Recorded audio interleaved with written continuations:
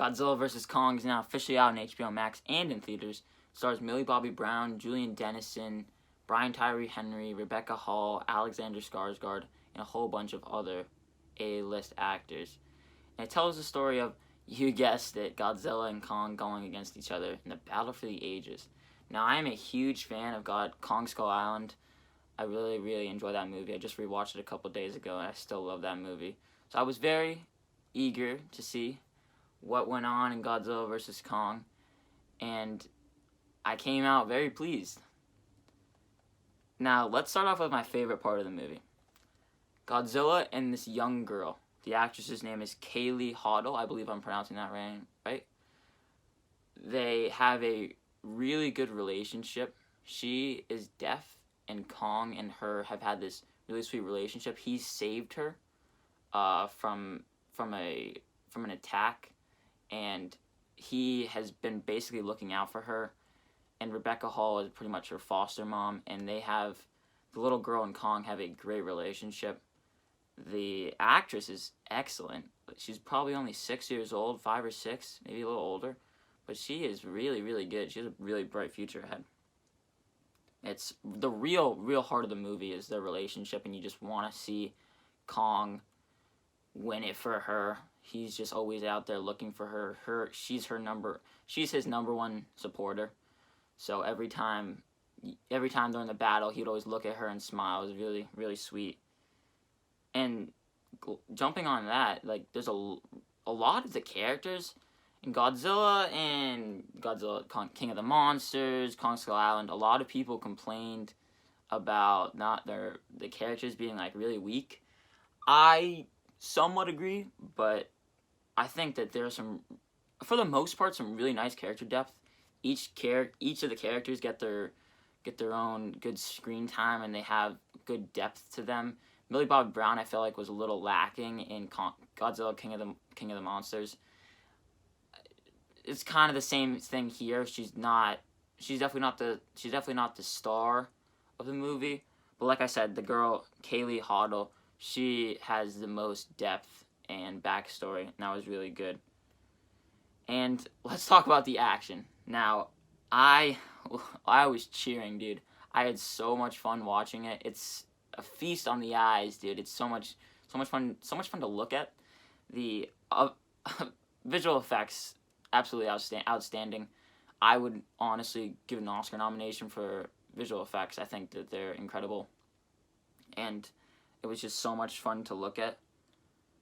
And jumping back to Millie Bobby Brown, let's talk about the real levity of the film.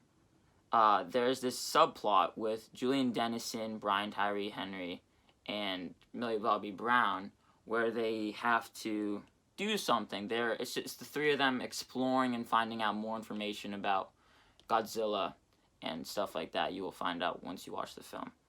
Now, that is, like I said, the real levity of the film. Like, it's like every time it would always cut back and forth to those scenes with them exploring, but every time it would cut back to them, it was just like so funny. Brian Tyree Henry is really funny. So is Julian Dennison. They're actually really funny. He was really funny in Deadpool 2, and I was really happy to see that they're both really funny. Now, later on in the film, they go exploring this new area.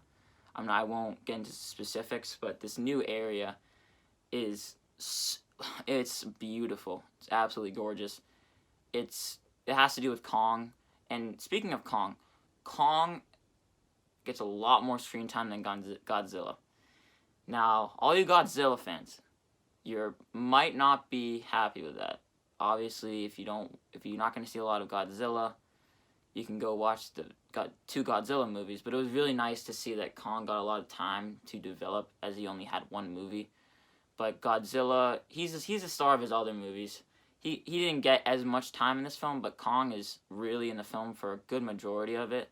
And it's good that he got a lot of time, because a lot of the complaints of the previous films was that the monsters weren't really getting a lot of screen time. It was just a lot of the human characters. And I think they balanced it out pretty well in this film. And jumping back to the scenes of the new area, it's just so much fun to look at. gosh, there's these like floating rocks. It's like kind of like a space-esque thing. It's in the center of the earth, and it's like this space-esque thing, and it's just like beautiful. These rocks like Kong is like jumping on and stuff like that. It was just so much fun to look at. But let's talk about the villains. The villains were you're not coming for the villains, but it would still be nice to have some good villain depth. But they're just like this. It's this one baddie being like, "Yo, I want to take down, and I want to bring balance to Earth and restore and give the monsters their home back and stuff like that." And his plan backfires. Let's just say that. But in the final battle was so much fun. Like I said, I was cheering. I was just like, let's go. It was just so much fun to watch. And avoiding spoilers, I obviously won't get into who wins, but it was just so much fun. I loved it so much. And I'm just really, really pleased with the film. I'm going to give Godzilla vs. Kong an A-. I do highly suggest that you guys check it out on HBO Max or in theaters. It's a very good theater experience. So if you guys want to check it out, I do recommend. Guys, thank you so much for watching. I did have a really fun time with this movie. I cannot wait to make more videos for you guys. If you guys have any recommendations for me, leave them down below in the comments. I'd love to hear your feedback. Thank you so much for watching. My name is Ben. People call me Meter. Until next time, I'll see you guys later.